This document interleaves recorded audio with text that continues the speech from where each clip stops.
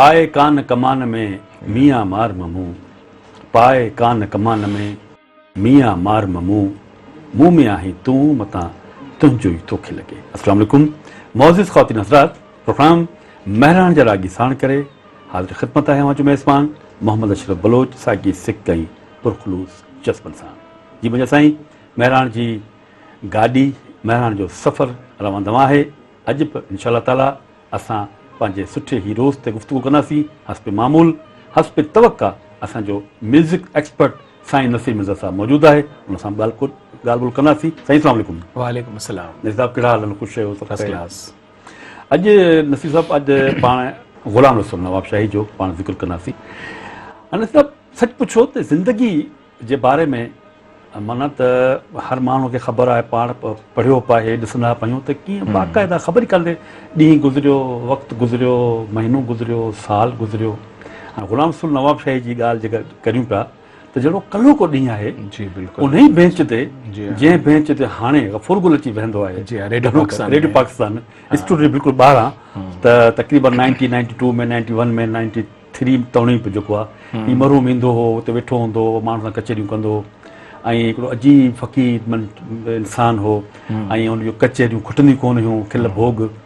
ऐं अॼु वरी ॾिसूं था त 2021 थी वियो आहे नसीर साहब, त माना ॾिसूं था त हीअ त यार कल्हो की ॻाल्हि आहे, ज़िंदगी कीअं बि गुज़रे सघे। बसि ज़िंदगी जेका आहे उहा हिकिड़ी हवा जे झोंके वांगुरु महसूसु थिए थी त हज़रत अली अलैहिस्सलाम त उनखे अखि छिंभ जो जेको ॾिनो आहे त ज़िंदगी जो जेको आहे न उहो अचे थी ऐं वञे थी ऐं आरज़ी हिकिड़ो जेको माण्हू खे वक़्तु मिले थो, पर अशरफ कुदरत उन आरज़ी वक़्त में बि माण्हू खे एॾी सलाहियतूं बख़्शे थी ऐं माण्हू खे वक़्तु बि ॾिए थो त उनखे तव्हां यूटिलाइज़ कयो ऐं पंहिंजे सलाहियतुनि खे पंहिंजे माण्हुनि जे आॾो आणियो ऐं उन्हनि सलाहियतुनि खे आॾो अचण जे लाइ बि वरी ज़रिया बि मुहैया थियनि था त माण्हू, छो त तव्हां ॾिसंदो न समुंड जी लहर उथंदी आहे, किरंदी आहे, लहर चढ़ंदी आहे, लहंदी आहे, त ईअं ई हिकिड़ा लाहा चाढ़ा ज़िंदगीअ में हर कंहिं माण्हू खे मिलनि था जेके हिकिड़े आर्टिस्ट जी ज़िंदगीअ में बि अचनि था। जी हा। अच्छा, उतां जेके पाण आयासीं पिया सभु त तव्हां ॻाल्हि कई पिए त जेकॾहिं को ॻाल्हाइण वारो माण्हू आहे जेको ॻाल्हाए थो ख़ाली ऐं जेकॾहिं पंहिंजे पाण खे फिटफाट रखे थो त भले 80-90 साल हू ॻाल्हाए सघे थो। जी हा बिल्कुलु। पर फ़नकारनि लाइ इहा शइ न आहे। फ़नकार पंहिंजे वक़्त सां गॾु जेको आहे सो उनखे ॾाढी तकलीफ़ थिए थी त उहो पंहिंजो जेका शइ हू ॻाए आयो आहे, जंहिं वक़्त में ॻाए आयो आहे, शायदि 40-50 साल खां पोइ उहा शइ नथी निकिरे हुनजे अंदरि मां। इहो सिर्फ़ु ॻाल्हि इहा आहे त जेको आर्ट आहे ॻाइण जो जेको आहे, गलो जेको आहे ॻाइण वारे जो गलो, इहो त असां पंहिंजे मुशाहिदे जे बुनियाद ते चई सघूं था त उहो वक़्त सां गॾु पोड़ो थी थो वञे हलियो। मिसाल लता जेको फिल्म महल जो गानो ॻायो, उहो वरी दुल्हनिया दिल वाले ले जाएंगे ताईं इहो जेको पीरियड आहे त तव्हांखे फ़र्क़ु नज़र ईंदो न। मलकतर नूरजहान जेको जुगनू में यहाँ बदिला वफ़ा का बेवफ़ाई ऐं वरी आख़िर में जेके गाना ॻाया पंहिंजी फिल्मुनि जे लाइ, त आवाज़ में फ़र्क़ु आहे। पर इहो जेको ॻाल्हाइण वारो आहे न, तव्हां महताब राशिदी आहे, पोइ माशाल्लाह 74-75 सालनि जी आहे, त तव्हां जेकॾहिं हूअं त नज़र अचे थो त माण्हू एज वधी वई आहे, पर जेकॾहिं परदे जे पुठियां ॻाल्हाइबो त लॻंदो त आवाज़ सदा ॿार आहे, सदा जवान आहे। त मूं इहा ॻाल्हि कई त ॻाइण वारो जेको आहे उहो जेकॾहिं वक़्त सां गॾु उनजे आवाज़ ते बि पीरी अचे थी, पर ॻाल्हाइण वारो जेको आहे उहो जेकॾहिं हिफ़ाज़त कंदो आवाज़ जी, ॻाल्हाइण वारे यानी एंकर, कॉम्पेयर। हाणे मिसाल तौर ते अब्दुल लतीफ़ अब्बासी साहब 80 सालनि जा हुया, त हिकिड़े जवान वांगुरु अनाउंसमेंट कंदा हुआ, ही रेडियो पाकिस्तान हैदराबाद आहे, त लॻंदो ई न हो त माइक ते जेको अंदरि वेठो आहे रेडियो में उहो 80 सालनि जो पोड़ो आहे, हुनजो त 16 सालनि जहिड़ो आवाज़ महसूसु थींदो। त मूं इहा पे ॻाल्हि कई त रागी बहरहाल ग़ुलाम रसूल नवाब शाही तव्हांजो जेको मौज़ू आहे त उनजी जवानी त असां कान ॾिठी। दादा हाणे पाण उनजे शख़्सियत ते, उनजे फन ते ॻाल्हाईंदासीं, पर छो न हुन जो हिकिड़ो कलाम ॾिसूं, ॿुधूं, उन खां पोइ वरी पाण गुफ़्तगू करियूं था। दोस्तो तव्हां सां गॾिजी ॾिसूं, ॿुधूं था ग़ुलाम रसूल नवाब शाही जी आवाज़ में इहे ख़ूबसूरत कलाम। जॾहिं आऊं हिन दुनिया में न हूंदुसि, शायदि अमी मूंखे यादि कंदो, हू मुंहिंजो कलाम बि ॿुधल अथव, तूं यादि करीं या न करीं, ऐं यादि कयां थो।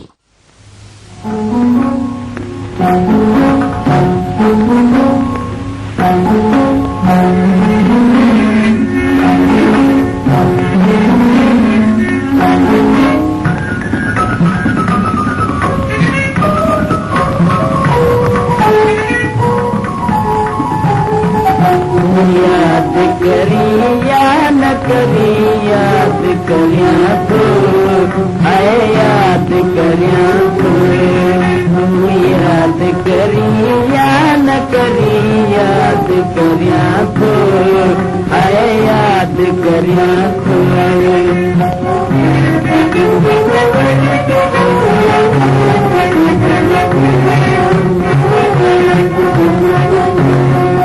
रंग दर्द अखियों आलियों तम आल बनते रंग दर्द अखियों आलियों तम आल बनते बोला जवानी फातिमा बर्बाद करियां तो है याद करियां तो याद करी या न करी याद करियां तो है याद करियां तो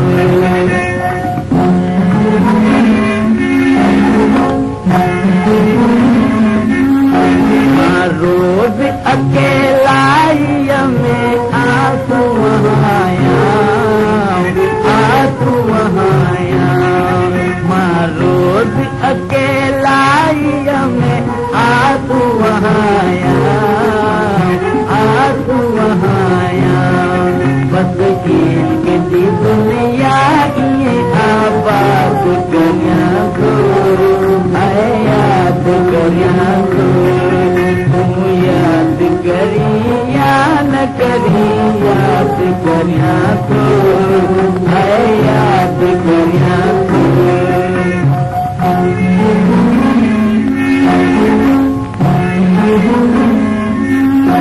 माँ तो के बुझाया तो दिया दर्द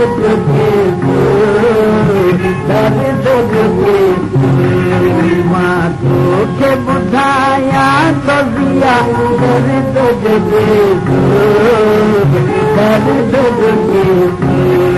हक तो यार मफरियाद करियां तो है याद करियां तो याद करी या न करी याद करियां तो है याद करियां तो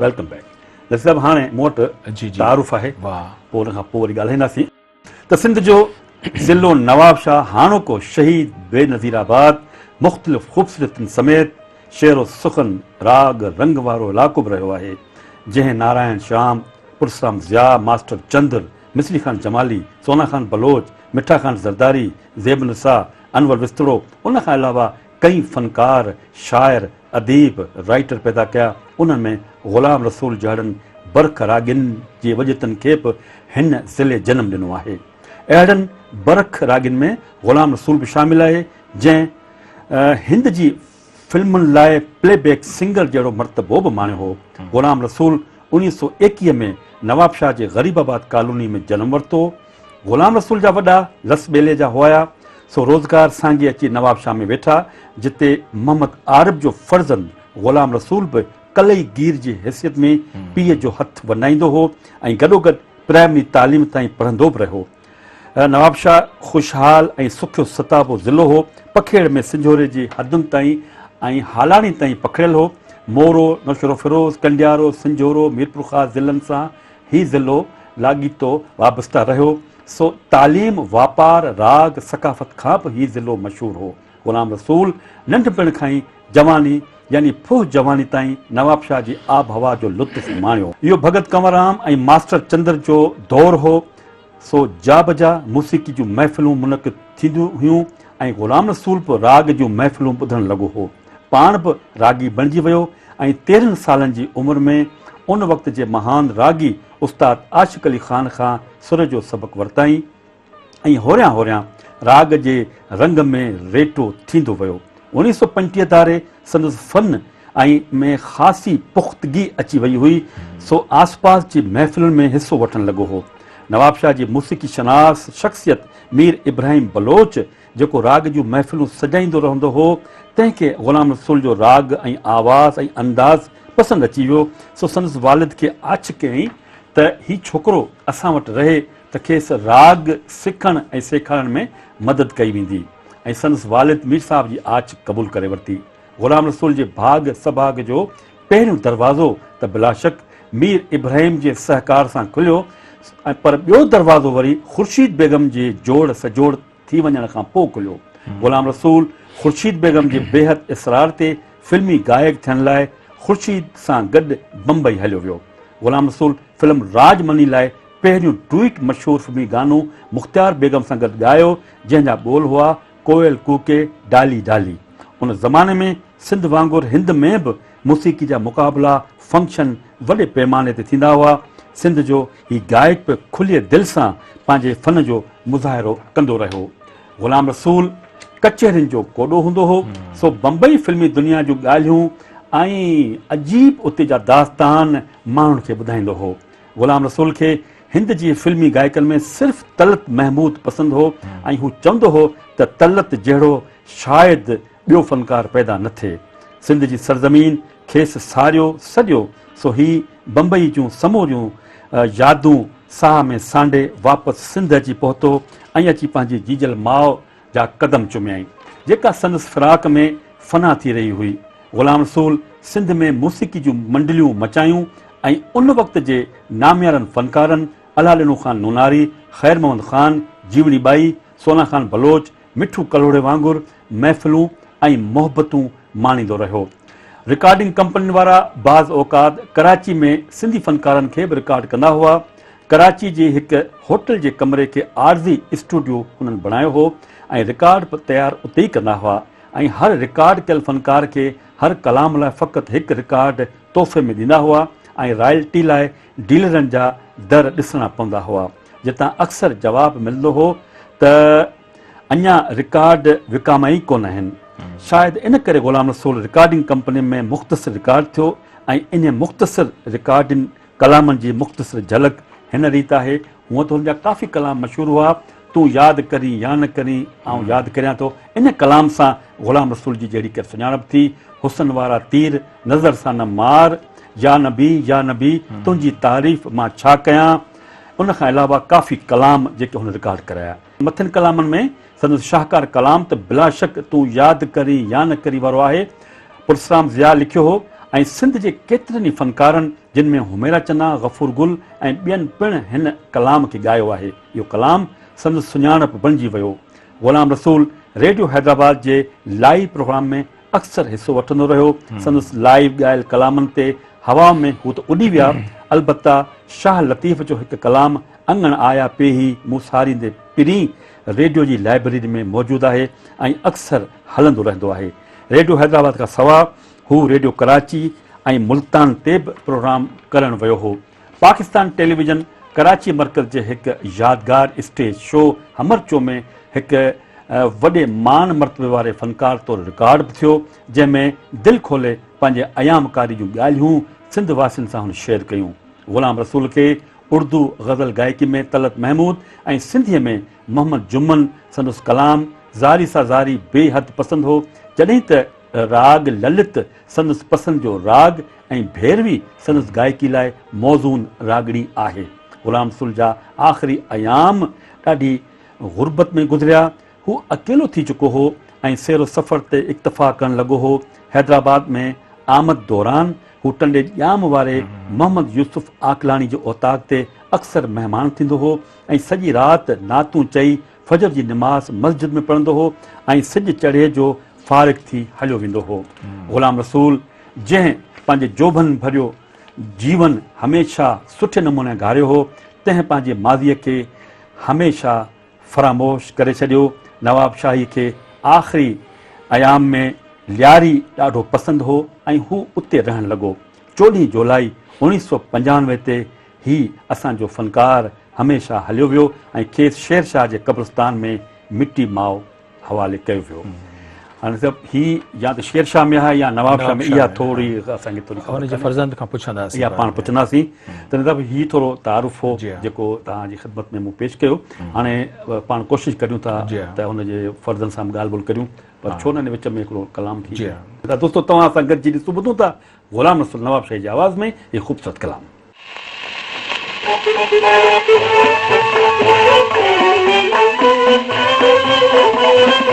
कुझ क्यों खोल ॾिसण घुरिजे ॾिसण वारनि खे, केतिरो रोइणो पवे दुनिया में रुवण वारनि खे।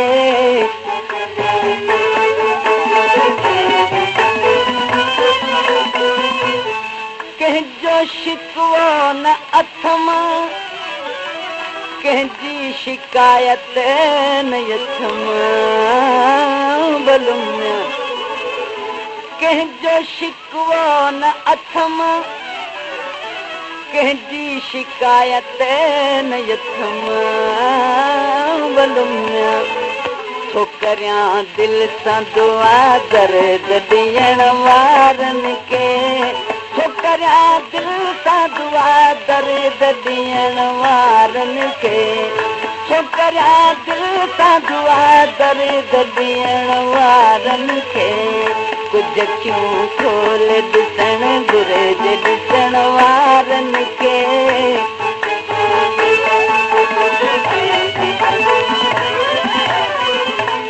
हिकु करियो ज़ुल्म वरी हुकुम शिकायत न करियो बलुम, हिकु करियो ज़ुल्म वरी हुकुम शिकायत न करियो बलुम।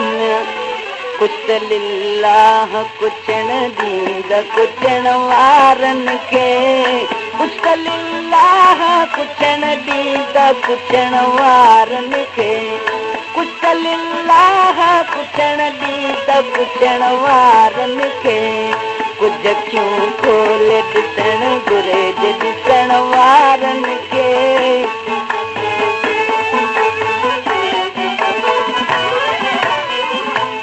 दोस्त दुश्मन जे थिया, दोस्त वरी कीन थिया बलुम, दोस्त दुश्मन जे थिया, दोस्त वरी कीन थिया बलुम।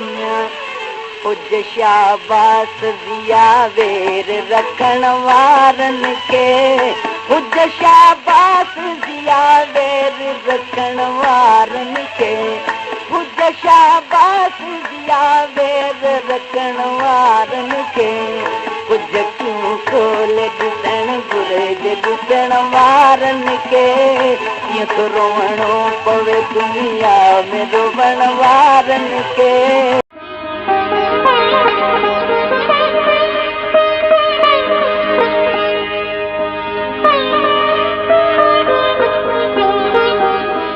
Welcome back.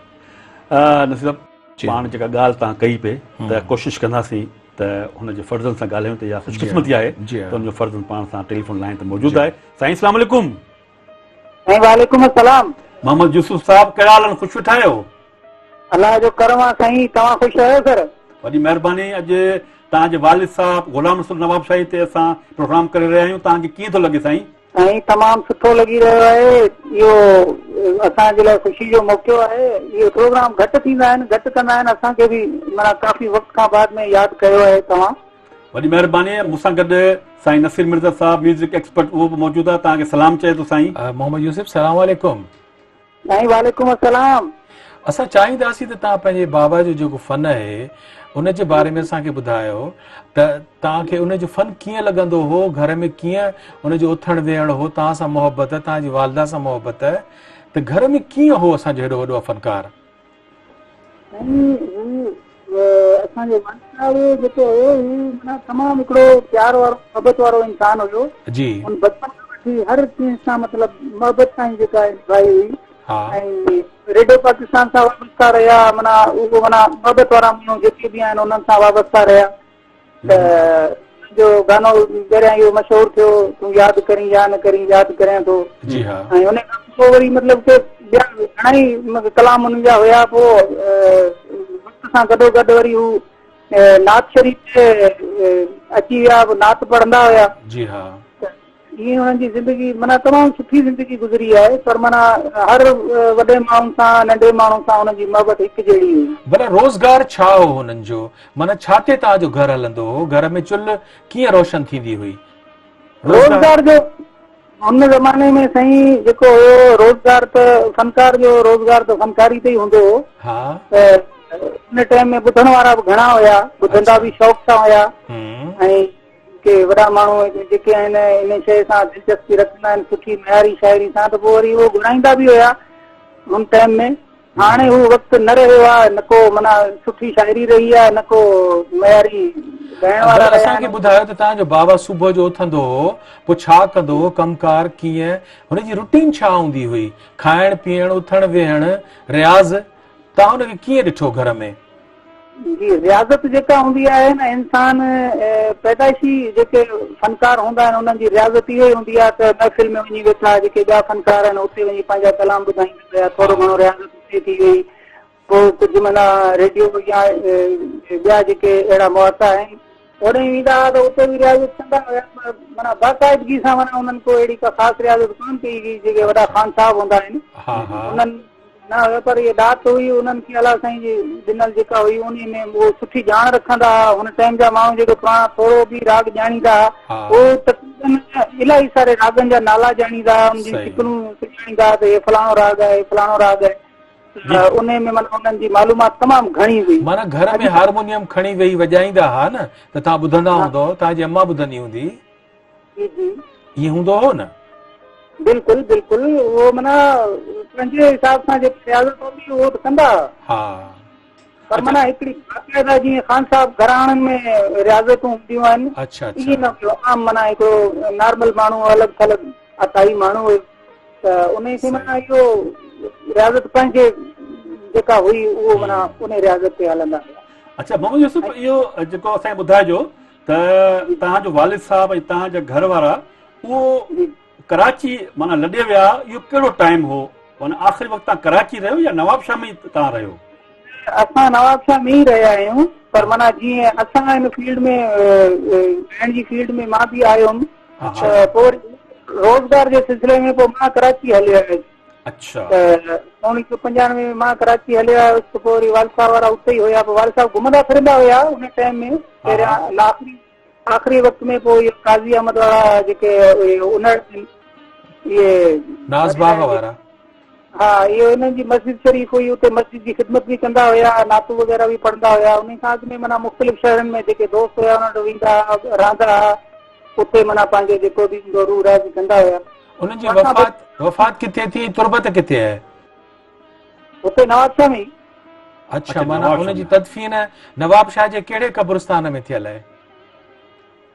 इहो काज़ी अहमद वारे में। काज़ी अहमद वारे में। ऐं चओ था त पंहिंजो साईं अली नवाज़ उनड़ साहिब जो जेको नाज़ बाग आहे उनजी मस्जिद में नातू पढ़ंदा हुआ। उते माना हू मस्जिद जी ख़िदमत कंदा हुआ। आख़िरी वक़्त में हू माना उते ई रहिया, उते ई उन्हनि जी ख़िदमत कई, उते ई माना उन्हनि खे पाईंदा हुआ। तव्हां पाण में घणा भेण भाउ रहियो, नाला ॿुधायो असांखे? नालो मुंहिंजो नालो मोहम्मद यूसुफ आहे, ॿियो हिकु भाउ आहे मोहम्मद नवीद नालो आहे। जी जी, भेण शबाना नालो आहे, फरहाना नालो आहे, समीना नालो आहे। जी जी जी, माना सभु पंहिंजे घरनि में रहियो हो न हिन वक़्तु? सभु पंहिंजी शादियूं वादियूं करे सभु को पंहिंजे घरनि औलादनि वारनि सभु को पंहिंजे पंहिंजे कारोबारनि सां। भला तव्हांजे बाबा जो को ग्रामोफोन रिकॉर्ड तव्हां वटि घर में महफ़ूज़ आहिनि? घर हुया रिकॉर्ड वग़ैरह मूं वटि काफ़ी सारा पिया हुया। पोइ इहो नवाबशाह में जेको इहो सैलाब वग़ैरह पाणी वाणी जेको सिलसिलो थियो न, हुन में इलाही सारी जेका किताब वग़ैरह हुया पुराणा उहे किताब बि विञाइजी विया, ऐं माना रिकॉर्ड वग़ैरह बि विञाइजी विया।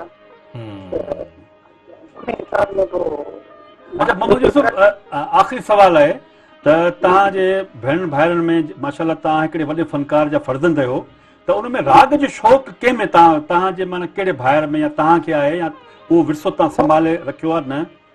मूं ई कयो राग जो शौक़ु, मूं ई कयो। अच्छा, तव्हां ई कयो आहे।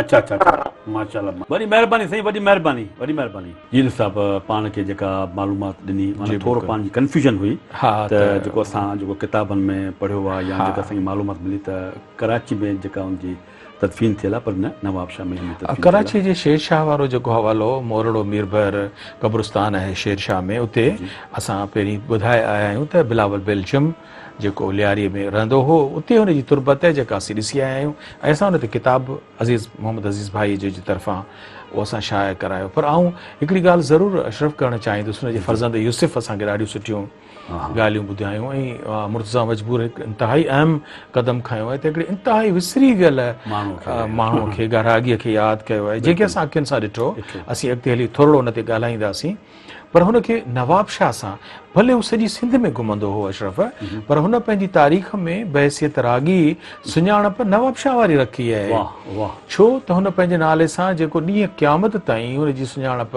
बलियल रहंदो उहो हुनजो पंहिंजो जनम या हुनजो ॻोठु या हुनजो शहर नवाब शाह हुन रखियो ग़ुलाम रसूल नवाब शाही ईअं तमामु थोरो थींदो आहे जो सांगड़ में असांखे गुलज़ार सांगड़ाई ऐं शाइरनि बि जीअं वफ़ा नाथन शाही निश्तर नाथन शाही राज़ नाथन शाही मासूम सांगड़ाई वरी असीं जेकॾहिं शाइरनि बि ॾिसंदासीं त सोज़ हालाई अनवर हालाई अंजुम हालाई त इन्हनि पंहिंजनि शहरनि खे पंहिंजे नालनि सां मिलाए उनखे ॾींहं क़यामत ताईं अशरफ ज़िंदा करे छॾियो आहे बशीर सीताई सुकरात सीताई त तव्हां ॾिसो था त इन्हनि झटपट बदीणाई त इन्हनि माण्हुनि इहे वॾा आर्टिस्ट आहिनि जेके रागी आहिनि या ॻाइण वारा आहिनि ऐं हिते केतिरो ज़रूरु चवंदुसि त असां जेको ग़ुलाम रसूल नवाब शाही खे छाकाणि त म्यूज़िक सेक्शन में असांजो कमु आहे ऐं उनखे जॾहिं ॾिठोसीं त हुन सां केतिरियूं सुठियूं सुठियूं ॻाल्हियूं कयूं आहिनि दोस्तो तव्हां सां गॾिजी ॾिसो ॿुधूं था ग़ुलाम रसूल नवाब शाही जी आवाज़ में इहे ख़ूबसूरत कलाम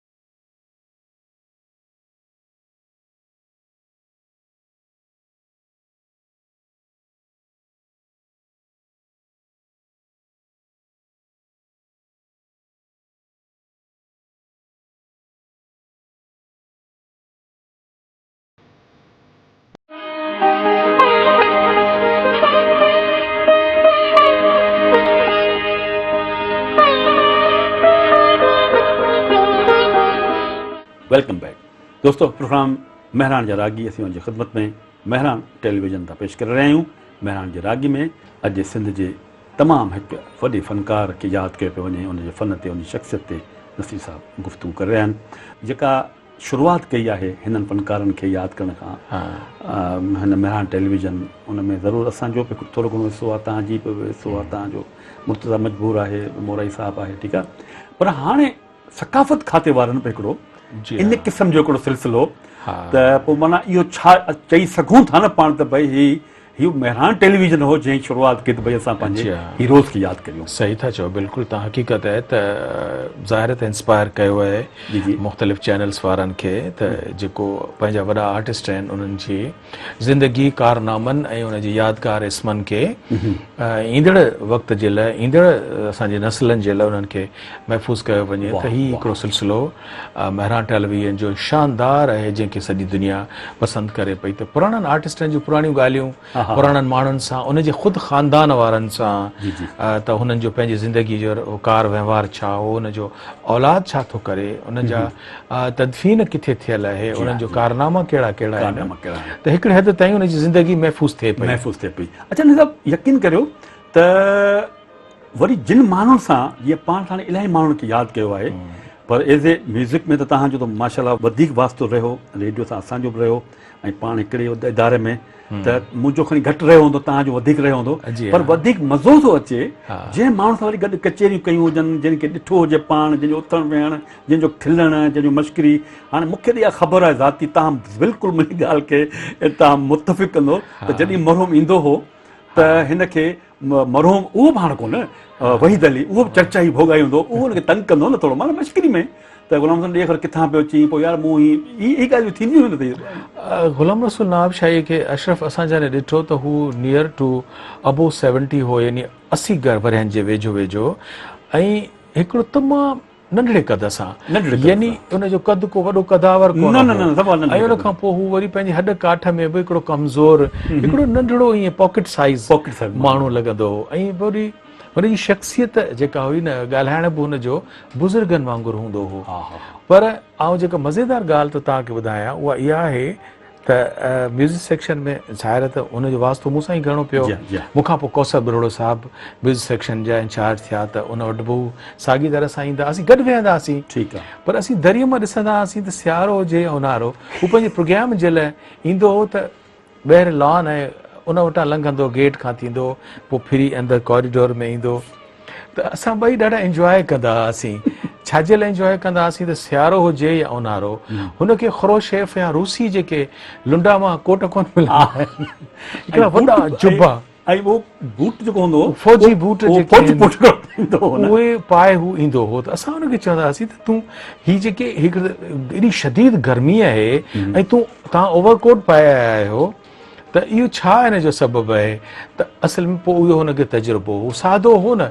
हीअ जेका नवाब शाह खां हैदराबाद ताईं जेके बसूं हलनि थियूं, इन्हनि खे या त मटियारियुनि में धाड़ियल फिरंदा रहिया आहिनि, या लले जा, या जिन खे पाण जेब कतरा था सॾियूं। सो हुन वीचारे चयो त आउं साईं जॾहिं बि अचां थो त मूंखे नवाब शाह खां हेसां ईंदे ईंदे फुरजी लुटिजी थो अचां, त मूंखां इहे जेब कतरा मुंहिंजो जेब कतरे था वञनि पोड़ो ॾिसी। इन करे आउं इहो ओवरकोट इन करे थो पायां त उहो मुंहिंजे खीसनि में अंदरि आहिनि, उहो चोर हथु कोन विझी सघंदा। ठीकु आहे दोस्तो, तव्हां सां गॾिजी ॾिसूं ॿुधूं था ग़ुलाम रसूल नवाब शाही जी आवाज़ में इहे ख़ूबसूरत कलाम।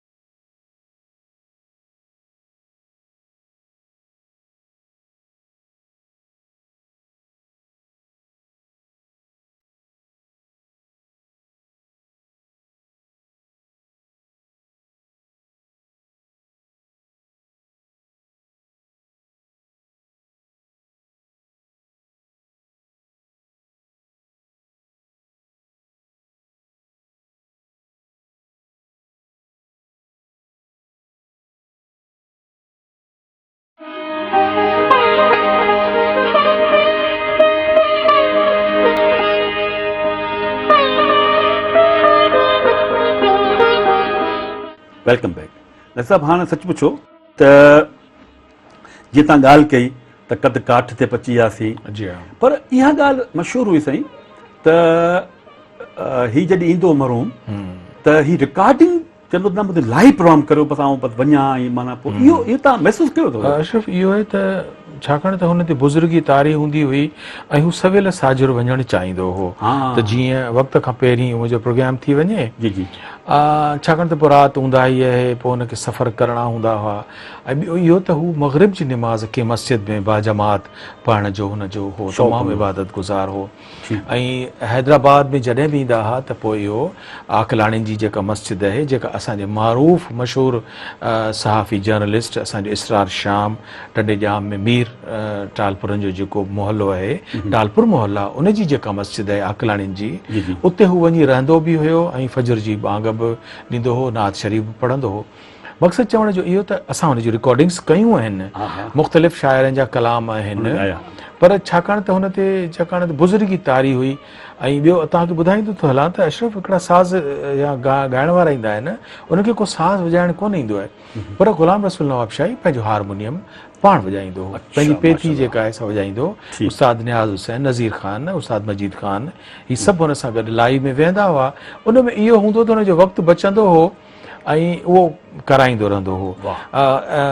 ऐ दिल उथी साजिर संभर दुनिया जा दफ़्तर विया कजी, इंतिहाई ख़ूबसूरत वाई अथव, काफ़ी आहे जेका साईं वली मोहम्मद फ़कीर साईं जिन जी, ऐं ॿिया कुझु कलाम शाह लतीफ़ सरकार जूं कुझु शयूं आहिनि जेके असां हुनजो रिकॉर्ड कयूं। पर हिन वक़्तु आउं तव्हांखे ॿुधाइण जी ॻाल्हि चाहियां थो त मूं ज़िंदगीअ में जेके यादगार इंटरव्यूज़ रेडियो जे लाइ रिकॉर्ड कया, जिन बुज़ुर्गनि जा जेके नियर 80 जे क़रीब हूंदा हुआ, त असां सोचियो त हिन जूं ज़िंदगियूं असीं इंटरव्यू जी फॉर्म में रिकॉर्ड कयूं त ही माज़ीअ में या विरहाङे खां अॻु में कहिड़ा कारनामा सर अंजाम ॾेई आया। त जीअं तव्हां ॿुधायो त हू परॾेही मुल्क या हिंदुस्तान में हलियो वियो हो, जिते उफू जोभन में नौशाद ऐं असांजा जेके ॿिया वॾा मौसीकार आहिनि अनिल बिस्वास, उन्हनि सां गॾु उन्हनि जे कोर्सिस में फिल्मी जेके कोर्स हूंदा हुया, जंहिंमें ज़ोराबाई अंबाला वाली ऐं शमशाद बेगम, इवन लता मंगेशकर, त जेके कोर्स थींदा हुया उन्हनि में हू कोर्स वाइज़ तौर ते ॻाईंदो ऐं चए थो त जॾहिं पाकिस्तान जो क़ौमी तरानो जेको मुख़्तलिफ़ वक़्तनि ते रिकॉर्ड थियो आहे, मुख़्तलिफ़ आर्टिस्ट जंहिंमें मास्टर मोहम्मद इब्राहिम बि शामिल आहे, वॾा वॾा फ़नकार हुन में शामिल आहिनि, त हुनजो चवणो हो त मूं उन क़ौमी तराने में बि जेको आहे सो पंहिंजो आवाज़ु ॾिनो आहे। त आउं सम्झां थो त हुनजी हिकिड़ो हद ताईं आउं हिकिड़ो ॿियो एपिसोड में ॿी तव्हांखे पोइ थो ॻाल्हि ॿुधायां, पर हुनजो जेको अंदाज़ हूंदो हो उहो हिकिड़े प्लेबैक सिंगर वारो हुयो। अच्छा, तव्हां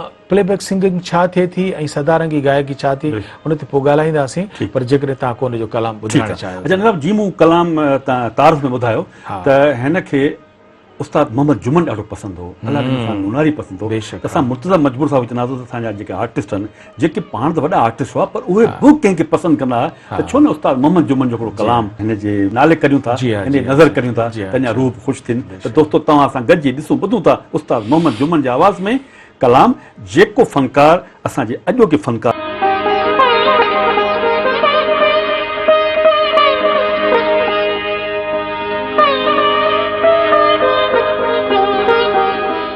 वेलकम बैक।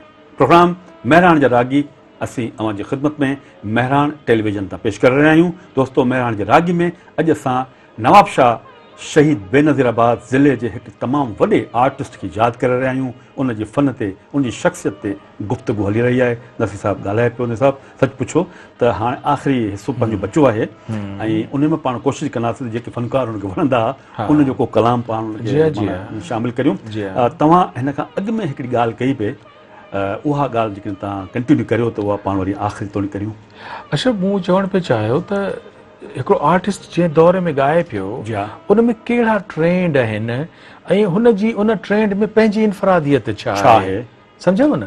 हाणे ही जेको सिंधी राग जो जेको मर्दाना गायकीअ जो जेको सिलसिलो शुरू थियो आहे विरहाङे खां पहिरीं, त उहो सॼो भगती नमूने जी गायकी हुई न। मिसाल तौर ते शहीद कंवर भगत राम आहे, त उहो पंहिंजे भक्ति स्टाइल में ॻाए पियो। उन खां पोइ वरी असांजो ठारू शाह मां मास्टर चंदुर अचे पियो, उहो भगती बि करे पियो त मजाज़ी कलाम बि ॻाए पियो अच्छा। पर महफ़िल जा नची टिपी ॻाए ओ मुंहिंजा भूरल ओ सुहिणा मूं ॾे ॾिस आऊं त तोखे ॾिसां हिकिड़े गायकी जो इहो स्टाइल आहे जेको थोरो खुलियो ढलियो स्टाइल आहे ऐं या त वरी असां वटि सदारंगी गायकी जेका फुकरा दरगाहुनि बिल्कुलु हाणे पुछंदो त उन में ग़ुलाम रसूल नवाब शाहीअ जी इनफरादियत छा आहे ऐं हुन जो नमूनो रंग छा आहे असल में हू मुतासिर आहे इंस्पायर आहे फिल्मी गायकीअ खां अच्छा मिसाल मोहम्मद रफ़ी आहे तलत महमूद आहे ही जेको फिल्मी प्लेबैक सिंगिंग त हिन जो जेको बुनियादी शौक़ु आहे बेशक उस्ताद आशिक़ अली ख़ान खां हुन तरबियत वरिती राग हुन जे गले में हो ऐं हू यकदमि फिल्म इंडस्ट्री जॉइन करण जे लाइ हिंदुस्तान हलियो वियो आहे हुन को दरगाहनि जो रुख कोन कयो आहे न वरी कंवर भगत राम या मास्टर चंदुर वांगुरु चयो अथऊं महफ़िलूं दरबारूं मंदिर टिकाणा उन मेला न हिन पंहिंजी लाइन फिल्मी स्टाइल जी अख़्तियार कई आहे ऐं हीअ हिन पाण खे ट्राए कयो आहे हिकिड़े हद ताईं हू हिंदुस्तान में कामयाब बि थियो आहे ऐं हुन पाण असांखे ॿुधायो त जॾहिं 1940 पहिरीं सिंधी फिल्म ठहे पई एकता सही असांजे रईस करीम बख्श निज़ामाणी साहब जॾहिं शुरू कई आहे त उन में मौसीकार आहे गुलशन सूफ़ी आहे कौशल्या ॻाए पई त चवे थो असांखे ॿुधायईं त उन में मुंहिंजो बि हिकिड़ो प्लेबैक गानो आहे ही पंहिंजे यादगार इंटरव्यू में असांजे ग़ुलाम रसूल नवाब शाही जी हा त हाणे आउं उन में चई सघां थो त सिंधी ॿोलीअ जो पहिरियों प्लेबैक सिंगर जंहिं फिल्मी सॉन्ग ॻायो आहे मूं चयो न त हुनजो स्टाइल जेको आहे न भगती हो न मास्टर चंदुर वारो अवामी हो न सदारंगी जेको दरगाही हो हुन फिल्मी स्टाइल जो कंपोज्ड यानी 3 मिनटनि में हिकिड़ो ख़ूबसूरत गीत जेको कंहिं ॿिए ते पिक्चराइज़ थिए जंहिंजो ग्रामोफोन रिकॉर्ड ठहे तव्हां हिन वक़्तु बि जेके हुनजो पुराणा ग्रामोफोन रिकॉर्ड ॿुधंदो न त तव्हांखे उहे कंपोज्ड आइटम लॻंदा फिल्मी स्टाइल जा लॻंदा त इन करे पाण चई सघूं था त असांजे सिंध जो पहिरियों हीरो आहे जंहिं फिल्मी प्लेबैक सिंगिंग जो बुनियादु विधो आहे छो त उन खां पोइ मास्टर इब्राहिम साहब उमर मारवी ऐं तव्हांखे ख़बर आहे परदेसी में गाना ॻाया आहिनि उन खां पोइ वरी असांजो जेको कोहिनूर हीरो आहे उहो मोहम्मद यूसुफ आहे जंहिं प्लेबैक सिंगिंग खे उरूज ते त हाणे उन सॼी सिलसिले खे जेकॾहिं वाइंड अप कंदासीं त चई सघूं था त फिल्म एकता में प्लेबैक सिंगर तौर ते पहिरियों प्लेबैक सिंगर थियो असांजो ग़ुलाम रसूल नवाब शाही ऐं हुन जेको मशहूरु कलाम ॻायो आहे न तूं यादि करी या न करी त तव्हां यकीन करियो त उहो बि जेकॾहिं कंहिं फिल्म में हुजे त उहो त ग्रामोफोन रिकॉर्ड आहे पर उन वधि में वधि कंहिंजा कलाम ॻाया आहिनि उहो परसराम ज़िया जा ॻाया आहिनि जेको असांजे शहदादपुर जो ऐं असांजे मास्टर चंदुर जो सेण आहे अच्छा उन जा वधि में वधि कलाम ॻाया आहिनि ऐं असांखे बेहद ख़ुशी थिए थी त जीअं घबराएगी ज़ैनब जेको शाम ग़रीबा जो आहे उहो हिकिड़े हिंदू शाइर छन्नूलाल दिलगीर जो आहे त ईअं हिन ख़ुदा मोहम्मद जो मोहम्मद जी ख़ुदाई आहे या नबी तव्हां ॾिसो त ही ॿई नात ऐं हमद जे जेका हिन जे क्रेडिट थी आहिनि ग़ुलाम रसूल नवाब शाही जे त उहे ॿई परसराम ज़िया हिकिड़े असांजे नॉन मुस्लिम पर रब पाक जी हिकिड़ाईअ खे मञींदड़ ऐं रसूल अकरम सल्लल्लाहु अलैहि वसल्लम जिन जी सनाई तौसीफ़ में जेको नात आहे त सम्झो त जहिड़ी परसराम ज़िया जी बि बख़्शिश थी वई जंहिंखे ॻाए वॼाए असां ताईं पहुचायो ऐं इहे रिकॉर्ड अॼु बि मौजूदु आहिनि उहे आहिनि असांजे ग़ुलाम रसूल नवाब शाही जे आवाज़ में बिल्कुलु साहिबु यकीन करियो त एॾी तव्हां सुठी जेका असां मालूमात ॾिनी मूंखे आउं त सम्झंदो हुउसि हिनखे त ही मूं वांगुरु सफ़ाको पर हिन जी जेको कैलेबर आहे माना कमाल जो कैलेबर आहे बुनियादी माण्हू ऐं सच पुछो त उन वक़्त जो माण्हू आहे ऐं जॾहिं हिंदुस्तान जहिड़े शहर में जिथे मूसीक़ार हिक खां हिकु पियो आहे उन्हनि में पंहिंजी जाइ बॉम्बे ऐं कलकत्ते जा जेके फिल्म स्टूडियोज़ आहिनि महबूब फिल्म स्टूडियोज़ आहिनि कपूर राज कपूर स्टूडियोज़ आहिनि उते हिन पंहिंजा कोर्सिस में वॉइस ॾिना आहिनि ऐं तलत महमूद सां त हू पंहिंजी दोस्ती ॿुधाईंदो हो त मुंहिंजो दोस्त हो वाह वाह त हिन साहिबु यकीन करियो हाणे वेंदे वेंदे पाण वरी मुर्तज़ा मजबूर साहिब खे चवंदासीं त हिनखे जेके आर्टिस्ट पसंदि हुआ सोना ख़ान बलोच हो अलादीन ख़ान नूनारी हो उस्ताद मोहम्मद जुम्मन हो या उस्ताद मंज़ूर ख़ान आख़िरी वेंदे वेंदे इन चइनि मां को बि कलाम ॿुधाए थो वॾी महिरबानी त दोस्तो हीउ हो असांजो अॼोको प्रोग्राम महिराण जा रागी जंहिंमें असां ग़ुलाम रसूल नवाब शाही जी शख़्सियत उन जे फ़न ते गुफ़्तगू कई असांजो म्यूज़िक एक्सपर्ट हो साईं नसीम मिर्ज़ा साहिबु ऐं आउं हुउसि अव्हांजो मेज़बान मोहम्मद अशरफ बलोच असांखे ॾिना इजाज़त साथ सलाम